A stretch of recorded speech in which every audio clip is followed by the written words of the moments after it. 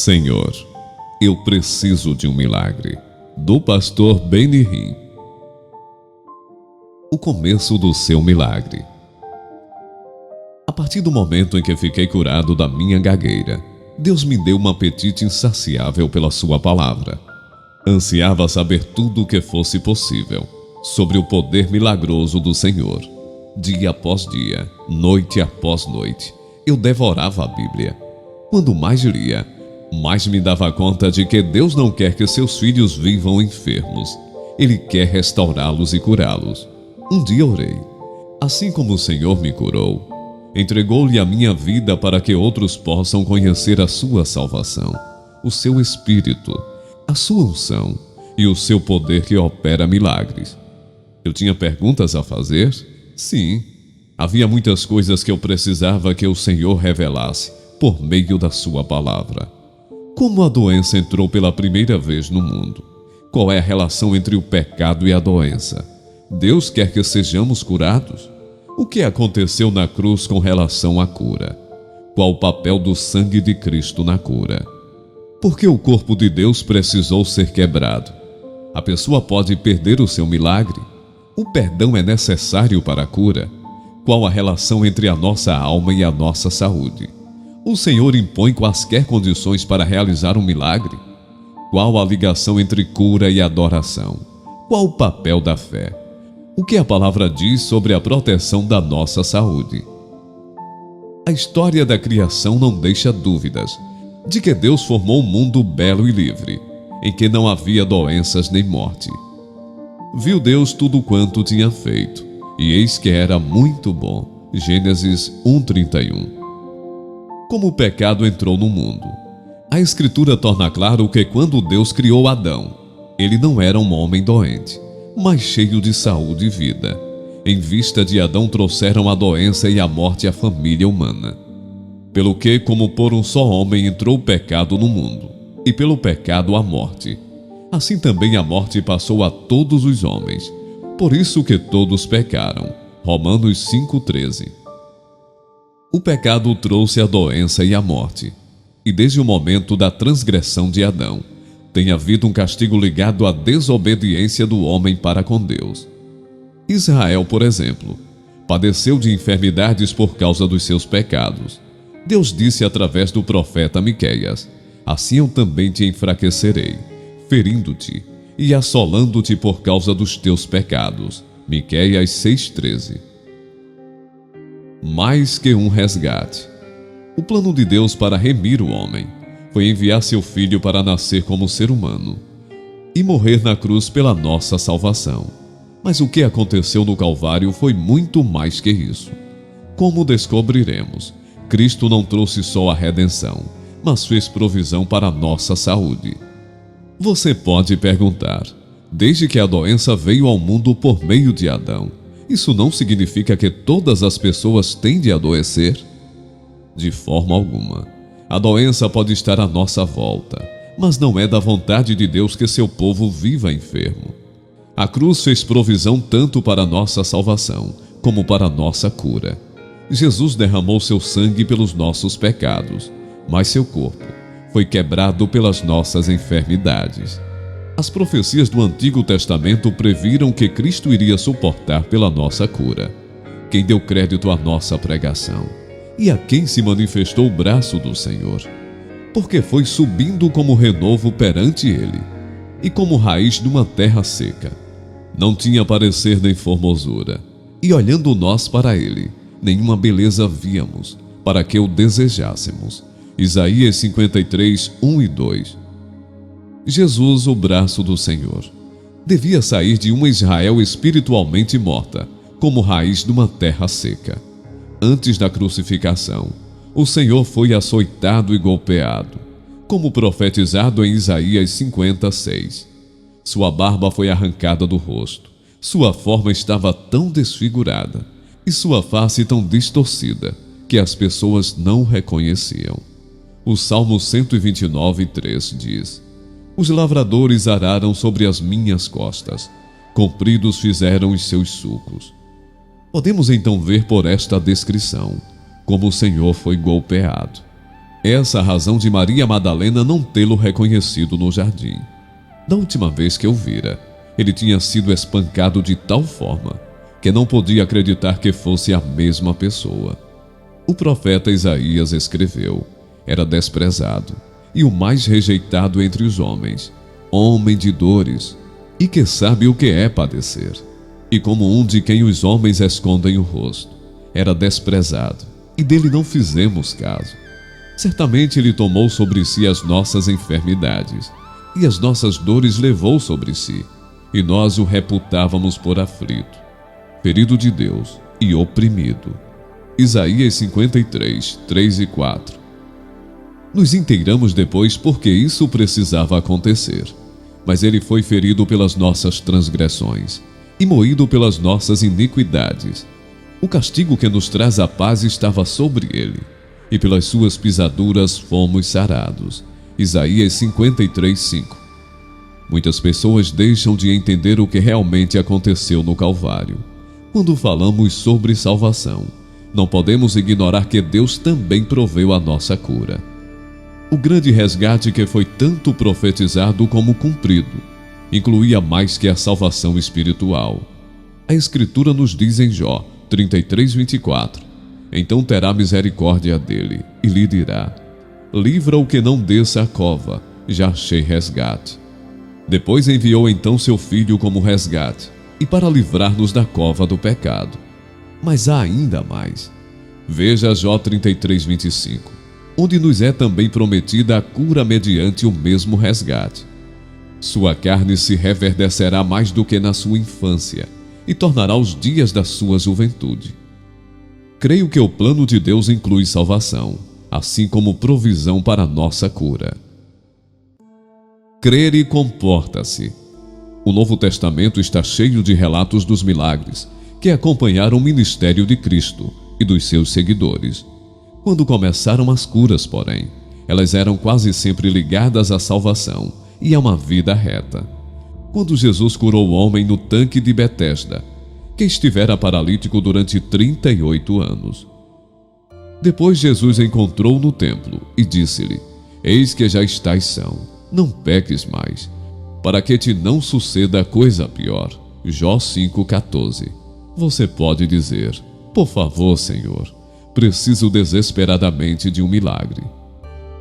Mas está preparado para viver de acordo com a sua palavra?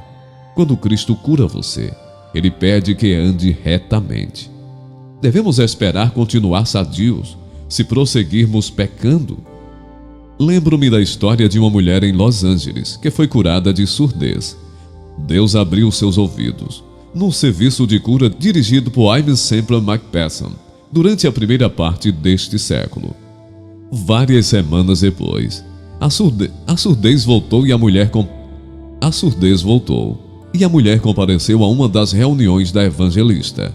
Ela perguntou por meio de uma amiga, porque só ouvi durante algumas semanas. Aimee disse à pessoa que estava com a mulher o que ela fez depois de ter sido curada.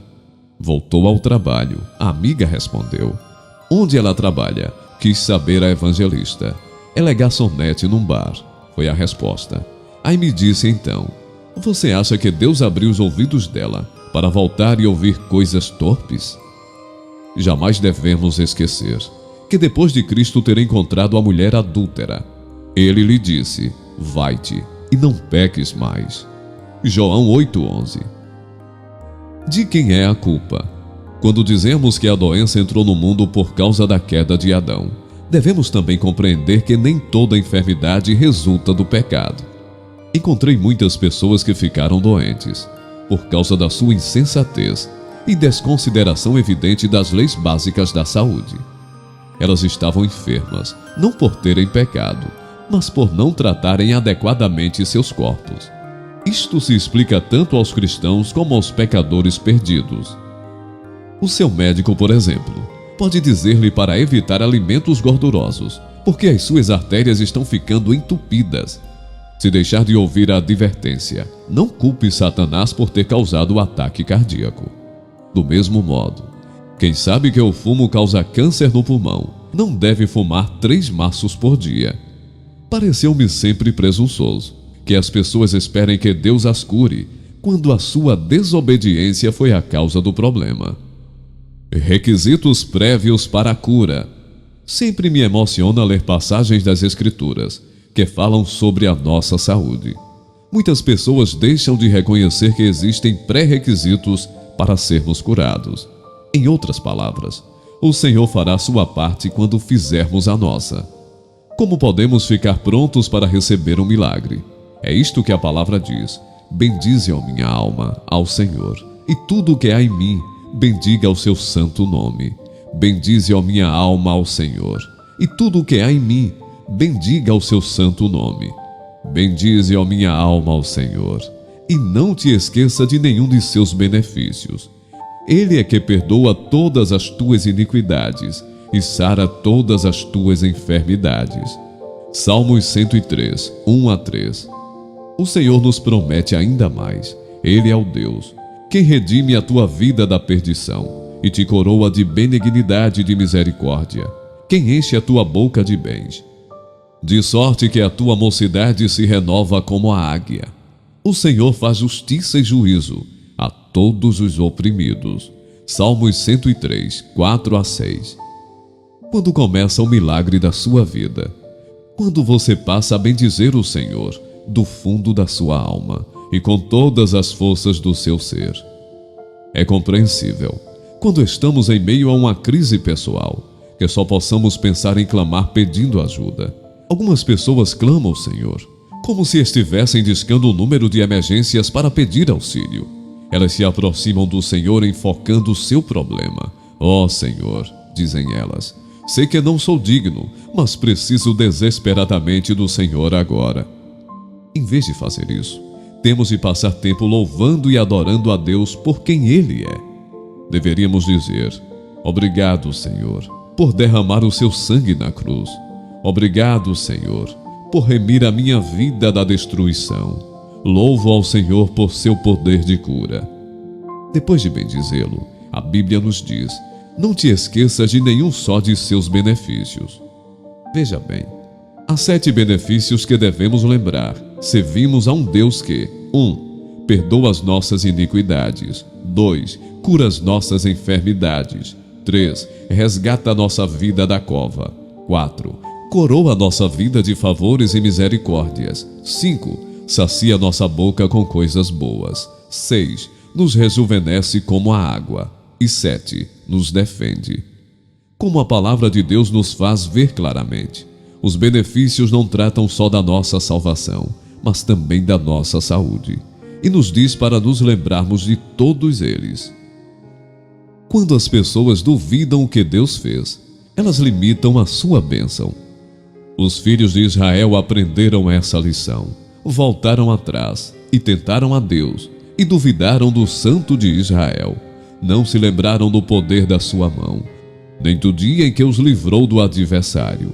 Salmos 78, 41 e 42. Não deixe passar nem mais um instante, sem fazer uma pausa para bendizer o Senhor e lembrar dos seus benefícios. O segredo para receber o seu milagre. Além de louvar um Deus misericordioso e reconhecer o que Ele nos deu, existem algumas coisas específicas que podemos fazer para preparar-nos para o toque de Deus sobre a nossa enfermidade. Primeiro, afasta-se das pessoas que rejeitam o poder de Deus. Como podemos esperar ser curados se nos cercamos de pessoas incrédulas? Se você lê a palavra de Deus, não deveria ter qualquer dúvida sobre a atitude a ser tomada. A Escritura nos diz que nos últimos dias haveria pessoas tendo aparência de piedade, mas negando a eficácia dela. Destes afasta-se. 2 Timóteo 3:5. Quando você vive numa atmosfera de incredulidade, não é preciso muito para destruí-lo. A Bíblia diz: melhor é a sabedoria do que as armas de guerra, mas um só pecador destrói muitos bens. Eclesiastes 9:18. Quantos pecadores são necessários para causar destruição? 1. Afaste-se dessa pessoa. Quando você percebe o poder da palavra falada e escrita, irá evitar aqueles que querem destruir a sua fé. Para onde voltasse, a fim de fortalecer a sua fé. De sorte que a fé é pelo ouvir, e o ouvir pela palavra de Deus. Romanos 10:17. Segundo, quando buscar um milagre, peça com fé. Precisamos remover a palavra "se" de nossa oração. A palavra de Deus diz: peça, porém, com fé, não duvidando, porque o que duvida é semelhante à onda do mar, que é levantada pelo vento e lançada de uma para outra parte. Não pense tal homem que receberá do Senhor alguma coisa. Tiago 1:6 e 7. Se tiver dúvidas, não espere receber muito do Senhor. Em vez disso, peça com fé, sabendo que é da sua perfeita vontade curá-lo. Terceiro, deixe que a sua fé tenha completa liberdade. Muitas vezes, quando estou ministrando, posso realmente ver a fé que as pessoas possuem. Posso vê-la em seus olhos. Posso ver que elas estão a ponto de liberar a sua fé. Certa noite, numa cruzada, eu estava no meio de uma mensagem, quando repentinamente minha atenção foi atraída para um jovem, sentado na fila da frente. Ele tinha um aparelho ortopédico em uma das pernas e havia uma muleta encostada na cadeira. Pude ver, porém, um homem cuja fé era tão viva que seu rosto resplandecia. Parei de pregar e disse: moço, quero que se ponha de pé, em nome do Senhor Jesus. Ele não só ficou de pé, mas tirou também o aparelho e começou a correr pela parte dianteira do auditório. No momento em que me ouviu dizer que levantasse, ele libertou a sua fé.